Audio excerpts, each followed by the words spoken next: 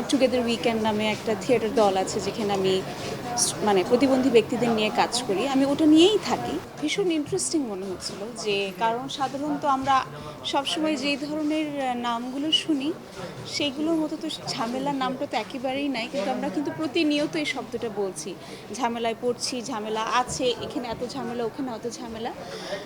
এটা না ভীষণ একটা পরিবারের এবং আমাদের সমাজের এখনকার যে অবস্থা, সেটাকে ঝামেলায় খুব সুন্দরভাবে তুলে ধরা হয়েছে। সো একেবারে নামটা জাস্টিফাই করা হচ্ছে আর কি, এটাই এতটুকুই বলতে পারবো।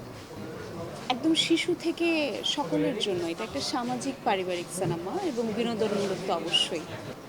আমি আগেও মানে 18-র পরপরও ইলান আমাকে নিয়ে কাজ করেছিল, সেজন্য ওর প্রতি আমার ভীষণভাবে কৃতজ্ঞতা।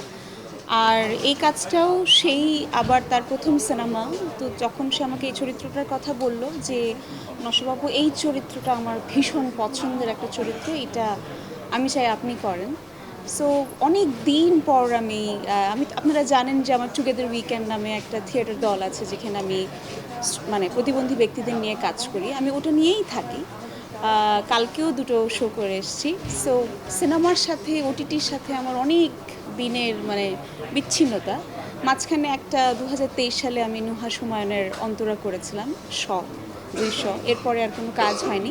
ছোট ছবি হয়েছে, কিন্তু বড় ছবি ঝামেলাই হয়েছে। সো কারণটা কি এটা আমি আসলে জানি না, এটা আপনারাই প্রশ্নটা তুলুন এবং আপনারাই জানার চেষ্টা করুন। দেশে দেশে সবার সাথে দ্য নিউজ।